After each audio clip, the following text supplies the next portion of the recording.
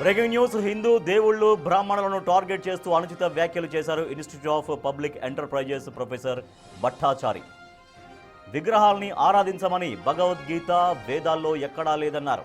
ఇదంతా బ్రాహ్మణులు క్రియేట్ చేశారంటూ ఆరోపించారు. మంకీ గాడ్ను ఎందుకు ఆరాధిస్తున్నారు? రాక్షసులను చంపేందుకు దేవుళ్ళు దిగి రావాల్సిన అవసరం ఏముంది అంటూ రెచ్చిపోయారు. ఆయన ఏమన్నారు చూడండి. Why do you fool them to worship idols? Where are the idols mentioned in the Gita and Veda? Which idol is mentioned in the Gita and Veda? Which Mata is mentioned? Which Pashu is mentioned? Why are you making them to worship Ganesha? Why are you making them to worship only monkey god? Why are you making them to worship Narsimha Swami? That fellow should come down to cut with his nails Prahlad's father's stomach when we approach death. Does God come here to give us death? God could not give death to Prahlad's father sitting in the heaven. He had to come down to slaughter, to kill the demon. God has to come down on earth and walk and take a trishul and kill. God doesn't have power sitting in the heaven to kill anybody. God should have power to give Mata a big trishul to kill Asura here. He can't kill the Asura from there. Look at the stupidity which has been spread by these idiots, Pandit Purohits, Brahmin idiots of the temples. And looting money, looting mind of the people and looting money. People are ignorant. They just go for 5 days, sit like this, worship before the Pandit, go away. You have to do meditation. You should tell people to do half an hour of meditation from home, not come to the temple. So విన్నారుగా, అలా సాగిపోయింది ఆయన speech. తాను బ్రాహ్మణునే కానీ పండితులు పురోహితులు అని చెప్పుకునేవారంటే తనకు ఇష్టం లేదంటున్నారు భట్టాచారి. ఇప్పుడు ఈ వీడియో వైరల్గా మారింది. దీంతో ఆ ప్రొఫెసర్ తీరుపై ఆగ్రహం వ్యక్తం చేస్తున్నాయి హిందూ సంఘాలు. భట్టాచారిపై చర్యలు తీసుకోవాలంటూ భాగ్యనగర్ ఉత్సవ సమితి సభ్యుడు షామీర్పేట పోలీస్ స్టేషన్లో ఇప్పటికే కంప్లైంట్ చేశారు.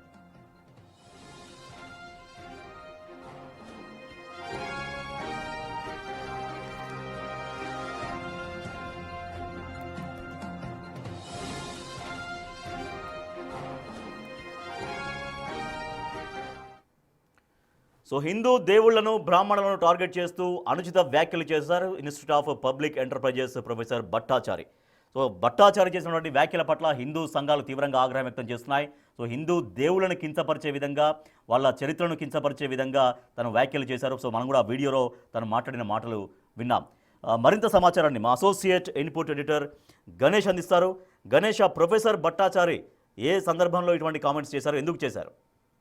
ఎస్ రాజేష్, చాలా వరకు మనం చెప్తున్నది అంటే ఒక డెమోక్రసీలో నమ్మిన తర్వాత నీ స్వేచ్ఛ నీ ముక్కు కొన వరకు మాత్రమే అనేది సూత్రం ఉంటుంది. అంటే ఎవరికైనా స్వేచ్ఛ ఉంది, కానీ ఆ స్వేచ్ఛ అనేది మన ముక్కు కొనతో మాత్రం ఆగిపోతుంది. ఎందుకంటే ఆ తర్వాత అవతల వాళ్ళ స్వేచ్ఛ స్టార్ట్ అవుతుంది. అది మతపరమైనది కావచ్చు, లేకపోతే అనేక అంశాలు కావచ్చు. ఇప్పుడు భట్టాచారి చేసిన వ్యాఖ్యలు అనేవి చాలా వరకు హిందూ సమాజాన్ని, హిందువుల్ని బాగా నమ్ముతున్న వాళ్ళని కావచ్చు, మిగతా చాలా వరకు వాళ్ళని ఒక అవమానపరిచేలాగా, వాళ్ళు హర్ట్ అయ్యేలాగా చేసినాయి. ఇందులోన టోటల్గా మనం చూసుకుంటే ఐపీఈ అంటే ఇన్స్టిట్యూట్ ఆఫ్ పబ్లిక్ ఎంటర్ప్రైజెస్, ఈ ఇన్స్టిట్యూట్ అనేది దాదాపుగా ICSSR అంటే మనకి Indian council of social sciences research అనే ఒక ఇన్స్టిట్యూట్ ఉంది. కేంద్ర ప్రభుత్వ ఆధ్వర్యంలో నడుస్తున్న అతిపెద్ద ఆ సంస్థల ఇది ఒకటి. ఇలాంటి సంస్థకు అనుబంధంగా నడుస్తున్న సంస్థ ఇది.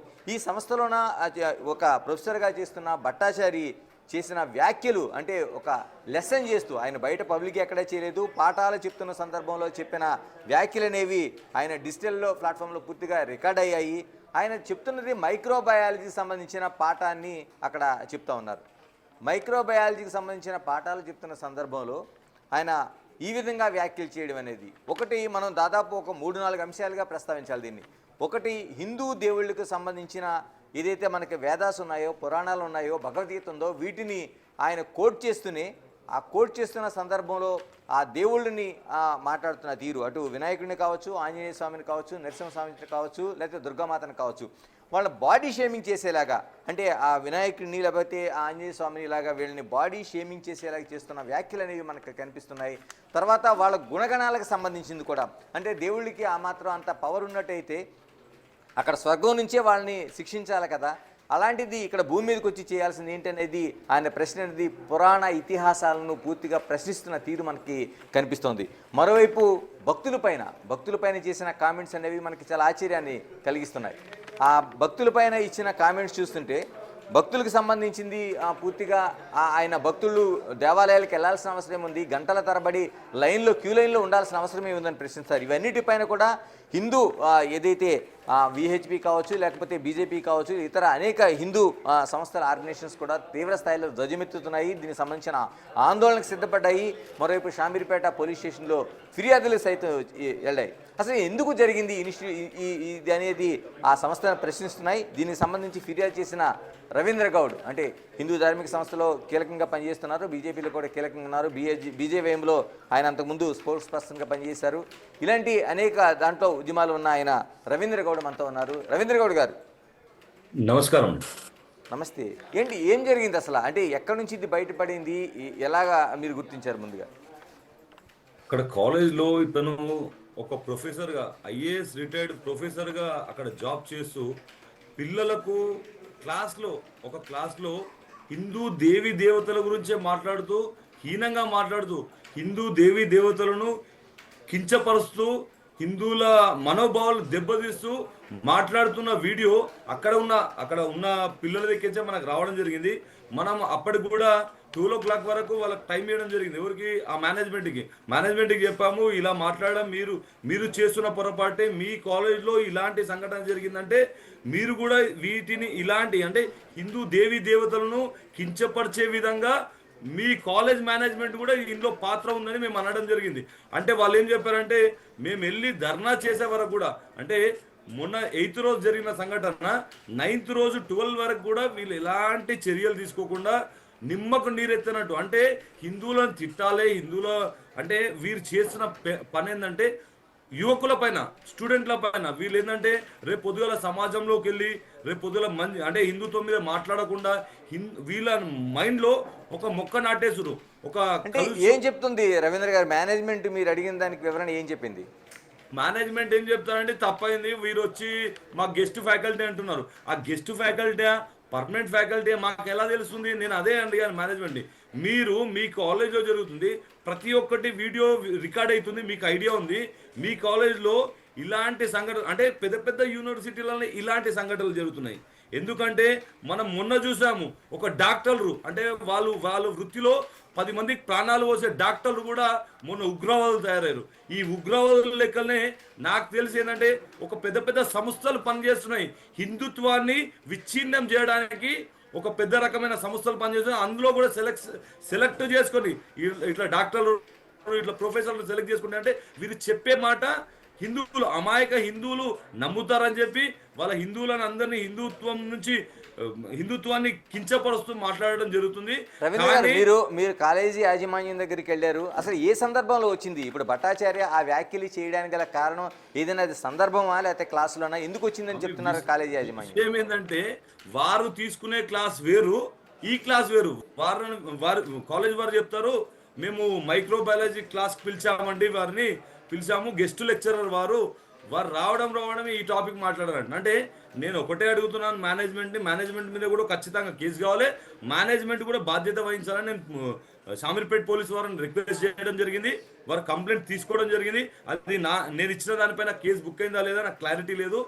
అయితే వారు రావడమే క్లాస్కి రావడమే ఇదే టాపిక్ మాట్లాడు, భగవద్గీత, వేదాలు, నరసింహస్వామి, ఇలాంటి టాపిక్ ఏం మాట్లాడిన తప్పితే వారి క్లాస్ ఏం తీసుకోరు. అంటే నేను ఒకటే అడుగుతున్నాను, వీరు ఏంటంటే ఈ భట్టాచార్య అనే వ్యక్తి ఇక్కడ వీడియో రిలీజ్ అయింది కాబట్టి ఇక్కడే మాట్లాడారు. ఇలాంటి విషయాలు వీరు ప్రొఫెసర్ కాబట్టి ఎన్ని కాలేజీలలో ఇలాంటి విషయాలు చెప్పారు, ఎంతమంది హిందువుల వాళ్ళ మైండ్లో మొక్కలు నాటారు. అంటే ఈ కమ్యూనల్ ఇష్యూస్ అన్నిటినీ, అంటే వారు ఏంటంటే మేము పెద్దగా హైలైట్ కావాలి, దేశంలో మా పేరు మారుమోగాలంటే వేరే లైన్లు దొరకలేవు. హిందూ దేవి చెప్తున్నారు రవీంద్ర. ఇప్పుడు పోలీసులకి మీరు ఫిర్యాదు చేశారు, కాలేజీ ఎదుట ధర్నా చేశారు, ఏం చెప్తున్నారు? పోలీసు ఏం చెప్తున్నారు? ఏమైనా కంప్లైంట్ నమోదు చేస్తామంటున్నారా, చేయమంటున్నారు? వాళ్ళు పోలీసు వారు చెప్పడం జరిగింది, వారు అక్కడ ఒక కంప్లైంట్ తీసుకున్నాము. నేను చెప్పాను, స్వామి నేను కంప్లైంట్ ఇస్తానని చెప్పాను. వారు ఏమన్నా అంటే కాలేజ్ స్టూడెంట్ నుంచి కంప్లైంట్ తీసుకోవడం జరిగింది. ఈ రోజు కాలేజ్ స్టూడెంట్ నుంచి కంప్లైంట్ తీసుకోవడం బాగానే ఉంది.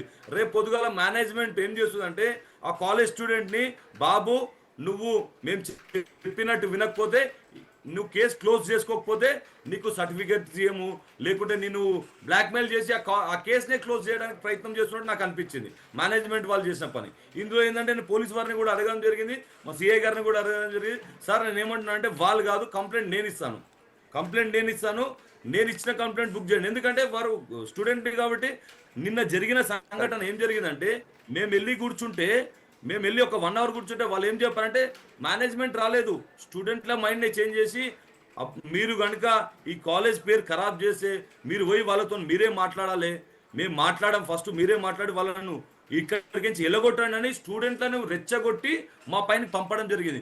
సుమారు ఒక 20 మంది స్టూడెంట్లు వచ్చి మా పైన మాట్లాడడం జరిగింది. నేను వారందరి డీటెయిల్స్ తీసుకొని మీరు ఇట్లా మాట్లాడు తమ్ముడు, మీ లైఫ్లు ఖరాబ్ అయితే మేము వచ్చింది ఎందుకు, హిందుత్వం అంటే మన సాంప్రదాయాలు, మన హిందుత్వాన్ని వీళ్ళు బొందలో పెట్టేద్దామని ఆలోచన చేస్తున్నప్పుడు వీళ్ళని అడగడానికి వచ్చినాం, మీరు మాట్లాడొద్దు అంటే అప్పుడు వాళ్ళను ఆ స్టూడెంట్లకు కూడా వాళ్ళకి అర్థమయ్యే రీతిలో చెప్తే వాళ్ళు వెళ్ళడం జరిగింది.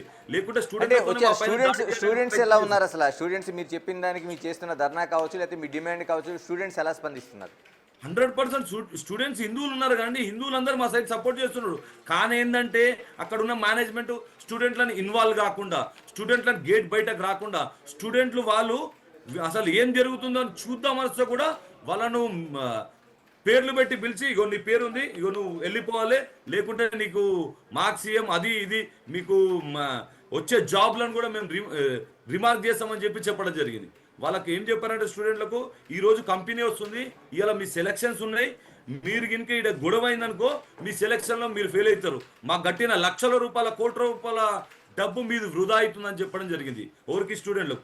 అదేవిధంగా స్టూడెంట్లు వాళ్ళ బాధ అంటే మా అమ్మనైనా సంపాదించిన డబ్బులు మేము ఫీజులు కట్టాము, మాకు ఉద్యోగాలు లేకుండా మా లైఫ్ ఖరాబ్ అవుతుందని మా పైనకే అంటే మాట్లాడడానికి వచ్చారు స్టూడెంట్స్. 20 మంది స్టూడెంట్స్ రావడం కాదు రవీంద్ర గారు, ఇది కేంద్ర ప్రభుత్వానికి సంబంధించిన ఒక ఇన్స్టిట్యూట్ ఆఫ్ పబ్లిక్ ఎంటర్ప్రైజెస్ అనేది, ఐపీ అనేది. మరోవైపు ICSSR ఏదైతే కేంద్ర ప్రభుత్వానికి ఒక కీలకంగా ఉండే అనేక సంస్థల్లో Indian council of social sciences research అనేది అతిపెద్ద సంస్థ మనకి. ఇది కేంద్ర ప్రభుత్వ సంస్థలో ఉంది కాబట్టి యాజమాన్యం పైన ఏమైనా కంప్లైంట్ ఏమైనా ఇచ్చారా, లేకపోతే వాళ్ళకి ఎలా ఫాలో అవుతున్నారు మీరు ఇప్పుడైతే ప్రజెంట్ అయితే మేము పోలీస్ స్టేషన్లో కంప్లైంట్ ఇచ్చామండి. యాజమాన్యం పైన కూడా కేసు చేయమని చెప్పాము, అలాగే భట్టాచార్య మీద కేసు చేయమని చెప్పాము. ఎందుకంటే ఈ యాజమాన్యం కూడా పర్మిషన్ ఇచ్చింది సెంట్రల్ గవర్నమెంటే, నడిపించేది స్టేట్ గవర్నమెంట్ ఉన్న పెద్దలు, చాలా పెద్ద మనుషులు ఆ కాలేజీని నడిపించడం. ఇప్పుడున్న డైరెక్టర్స్ కూడా చాలా పెద్ద వ్యక్తులు, వాళ్ళ పేర్లు చెప్పడం కరెక్ట్ కాదు, చాలా పెద్ద వ్యక్తులు నడిపిస్తున్నారు. అంటే నేను ఏమంటున్నానంటే ఈ హిందుత్వం పైన ఒక రకమైన విషం చల్లుతురు, విషం చల్లుకుంటా విషంతో. భట్టాచార్యని కలిసారా మీరు? ఏమైనా ఆయన్ని భట్టాచార్య గారిని కలవడం జరిగిందా? లేకపోతే విషయం చెప్పాలంటే ఒక 3 గంటలు కూర్చున్నాను నేను, అయ్యప్ప వాళ్ళ నుండి 3 గంటలు కూర్చున్నాను. భట్టాచార్యతోని మాకు ఫోన్ కూడా మాట్లాడించాలండి. ఏమంటే ఒక వీడియో తీసి పంపిస్తామండి, మీరు వెళ్ళిపోండి అని చెప్తారండి. మేనేజ్మెంట్ వచ్చి ఒక డైరెక్టర్ గారు వచ్చి తప్పైందండి అని చెప్తారు. తప్పైంది అనగానే సరిపోతుందా అండి? చేసిన తప్పు మీ కాలేజ్ మేనేజ్మెంట్ పిలిస్తేనే వారు రావడం జరిగింది. వారంతలో వారు వచ్చి మీ కాలేజ్ చెప్పలేరు కదా. వారికి మీకు ఇంతకుముందు కూడా వాళ్ళు చాలా క్లాసెస్ చెప్పారంట. నేనేమంటున్నా అంటే ఇంతకుముందు చెప్పిన క్లాసులలో కూడా ఇలాంటి విషయం ఉండొచ్చు, అవన్నీ బయటికి తీయండి, దానిపైన ఎంక్వైరీ చేయండి. కాదు రవీంద్ర గారు, ఇందులోనా ఇప్పుడు మనం భట్టాచార్య స్పీచ్ విన్నప్పుడు, ఆయన మాటలు వింటున్నప్పుడు, నేను ఒక బ్రాహ్మణుడిని, వేదాలు చదువుకున్నాను, భగవద్గీత చదివాను, మీలో ఎంతమంది చదివారు అనేది ఒక ప్రశ్న చేస్తున్నాడు ఆయన. ఉన్నది ఎలా చూడాల్సిన అవసరం ఉంది? ఆమె ఒకటే చెప్తున్నాను, ఆయన భగవద్గీత చదివినా అని చెప్పింది కదా. భగవద్గీత ఏం చెప్తుందండి? భగవద్గీతలో ఏ పాయింట్ తీసుకున్నా మంచి గురించి మాట్లాడమని, చెడు గురించి మాట్లాడమని, ఒకరిని ద్వేషించమని, ఒకరి గురించి తప్పు మాట్లాడమని భగవద్గీతలో ఏ లైన్లో కూడా లేదండి. మీరు చూడండి, నేను కూడా భగవద్గీత చదివిన, భగవద్గీతలో ఏ కోణాన కూడా ఏ పదంలో కూడా భగవద్గీతలో ఒకరి గురించి చెడు మాట్లాడమని చెప్పలేదు. కానీ ఈయన భగవద్గీత చదివినట్టుండు కదా, ఈయన భగవద్గీత చదువుతూ పక్క ఏది ఒక సంస్థ నడుస్తుందని చెప్పానుగా, ఏది హిందుత్వాన్ని నాశనం చేయడానికి, ఆ సంస్థలో ఈయన వన్ ఆఫ్ ద మెంబర్. మొన్న ఆ డాక్టర్ల లెక్కల ఈయన కూడా ఒక అతనే, ఈయన కూడా దేశద్రోహి. ఎందుకంటే దేశం, భారతదేశం హిందూ సంస్కృతికి సంబంధించిన దేశం. హిందువులు ఏనాడు కూడా ఏ రోజు కూడా పక్క మతాన్ని, పక్క వాళ్ళను ద్వేషించరు, పక్క వాళ్ళ గురించి మాట్లాడరు. కానీ స్పెషల్గా ఇది ఒక టీం నడుస్తుంది. వీళ్ళందరూ ఏంటంటే హిందుత్వం మీదే పడాలి, హిందుత్వాన్ని నాశనం చేయాలి, హిందుత్వాన్ని విచ్ఛిన్నం చేయాలి. హిందుత్వం వల్ల భారతదేశంలో హిందువులందరూ ఏకమైతే ఈరోజు జరుగుతున్న ప్రపంచాన్ని కూడా ఇలాగ రవీంద్ర గారు మీరు చెప్తున్నది అతిపెద్ద ఒక కుట్ర జరుగుతుందని చెప్తున్నారు. ఇప్పుడు చాలా వరకు సినిమాలో చిన్న చిన్న సంఘటనలు వస్తానే ఆర్ఎస్ఎస్ కావచ్చు, లేకపోతే బీజేపీ కీలకమైన వ్యక్తులు కావచ్చు, లేకపోతే మనకి విశ్వ హిందూ పరిషత్ కావచ్చు, విహెచ్పి కావచ్చు, ఇంత తీవ్ర స్థాయిలో స్పందిస్తారు. ఇప్పుడు చాలా ఇంత పెద్ద ఒక ప్రొఫెసర్ స్థాయిలో ఉండే ఆయన ఇంత కీలకమైన వ్యాఖ్యలు చేస్తే ఇక్కడ షామీర్పేట వరకే పరిమితం అయిపోయినట్టుంది ఇది. లేదండి, విహెచ్పి నుంచి కూడా మాట్లాడడం జరిగింది. మా శశిధర్ అన్న గారు విహెచ్పి విశ్వ Hindu Parishad national spoke person వారు మాట్లాడడం జరిగింది. సిఏ గారితో మాట్లాడడం జరిగింది.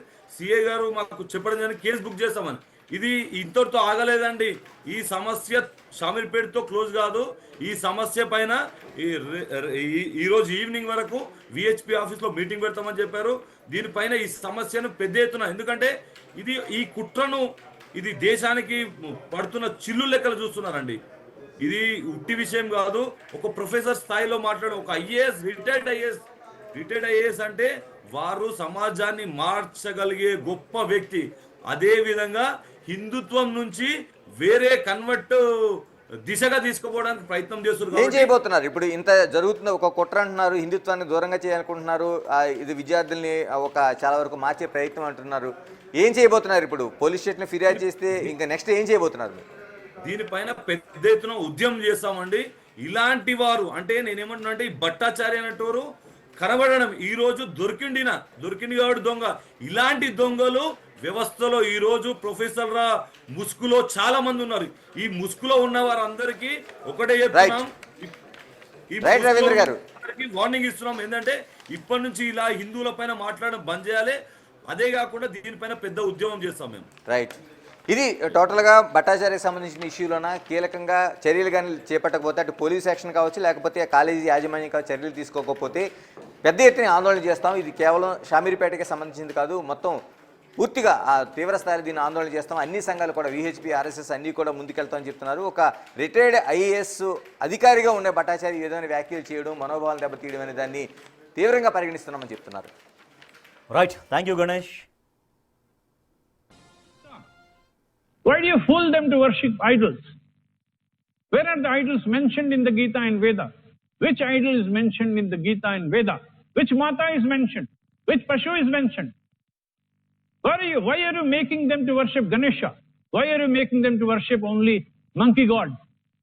Why are you making them to worship Narsimha Swami? That fellow should come down to cut with his nails Prahlad's father's stomach when we approach death. Does God come here to give us death? God could not give death to Prahlad's father sitting in the heaven. He had to come down to slaughter, to kill the demon. God has to come down on earth and walk and take a trishul and kill. God doesn't have power sitting in the heaven to kill anybody. God should have power to give Mata a big trishul to kill Asura here. He can't kill the Asura from there. Look at the stupidity which has been spread.